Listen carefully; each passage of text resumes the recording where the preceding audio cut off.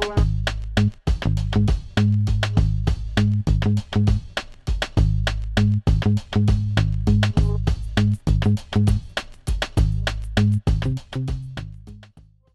everybody, welcome back to the Managing with Mind and Heart podcast. Ethan here. So today I have a bit of a different episode to share with you.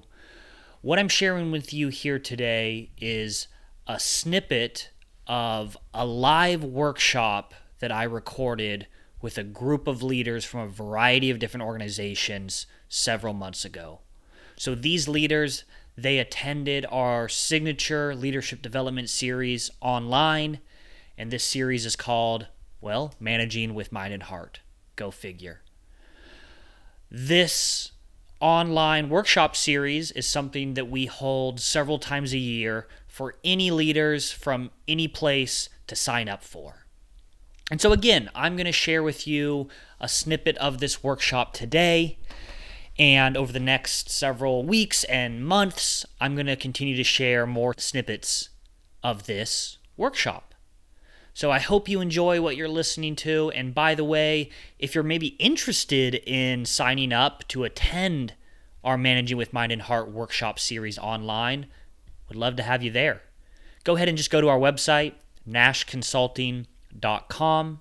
And if you hover over the offerings tab, you'll see a button that says Managing with Mind and Heart Online Experience. This is always a fun time. We love holding these workshops online. Again, just leaders coming from all different walks of life, some brand new leaders, some that have been managers for many years, and they bring so much wisdom to the table, and it is always an awesome time. So hope you'll consider signing up and enjoy the episode today.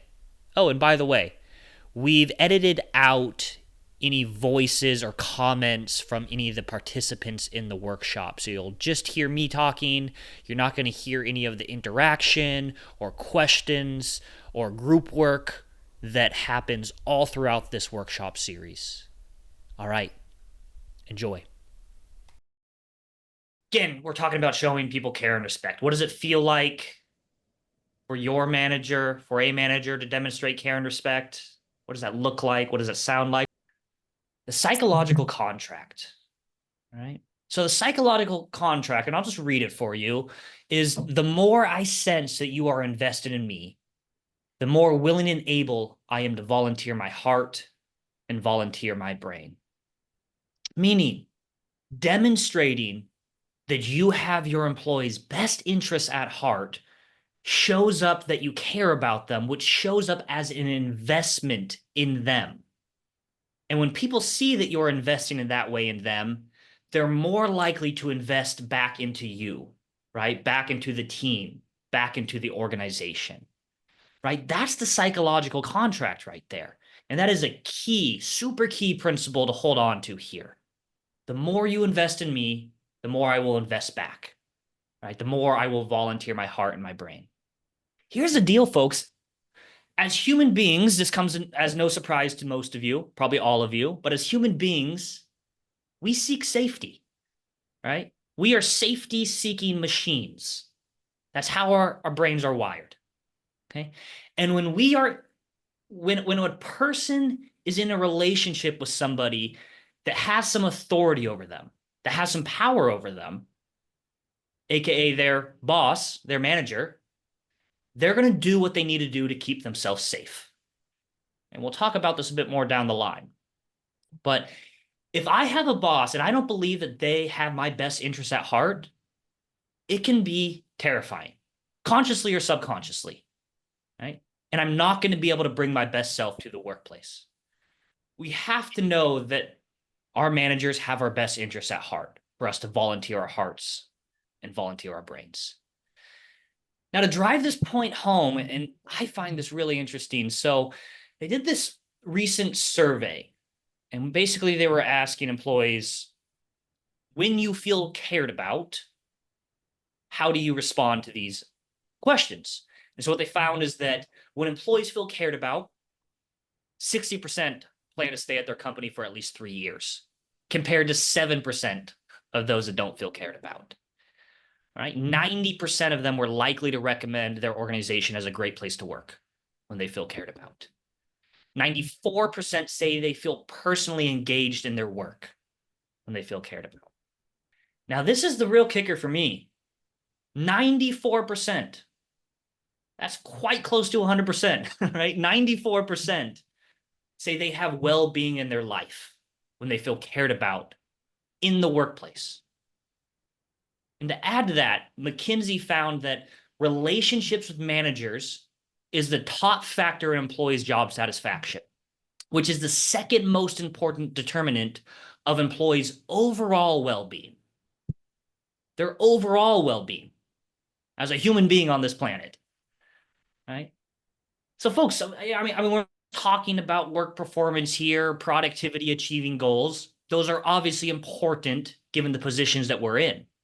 We're actually talking about people's well-being as human beings on this planet. So I'm not going to sugarcoat it like that. For you as a manager, for me as a manager, that is a lot of responsibility for the overall well-being of the people you manage. Huge responsibility, right? But if we can hold on to this concept, this mindset that I'm not just in the business of managing goals and tasks, but I'm actually in the business of making people's lives better, or I have some control over that, I think that's a pretty cool thing if you're up for that challenge, right? Remembering how important your role is to the well-being of other people will change the way you show up as a leader. So hold on to that concept here, right? You are actually in a position to help improve people's lives. What are at least 7 actions or behaviors managers can do to demonstrate they have their employees' best interests at heart? Communicating, right? Being generous with information, maybe having the mindset of not, I only share what you need to know, but I share everything I can. If there's one skill that demonstrates that care and respect, it's listening. Advocating for your employees, absolutely. Regular feedback, being generous with giving credit. Encouraging professional development, right? Investing in their learning, right? Being honest and transparent. How about just checking in with them as human beings? How are you doing? How was your weekend? Is everything okay? Why respecting the boundaries that they have in those conversations? Good. Yeah, and then just acknowledgement, right? I like how you put this. Just a simple good morning as they walk by. So, folks, that brings me to our third game changer, which is great management involves demonstrating I have my employees' best interests at heart. All right, everybody. Well, hey, thanks for tuning in to this episode of the Managing with Mind and Heart podcast and listening to a little piece of our live recording of the Managing with Mind and Heart workshop. By the way, if you've ever wondered what some of our live virtual workshops are like, I hope you got a little bit of an idea for it here. Again, I encourage you to consider joining the thousands of other leaders that have participated in this workshop. And to do so, just go to our website, nashconsulting.com, and register for our next live series. All right, peace.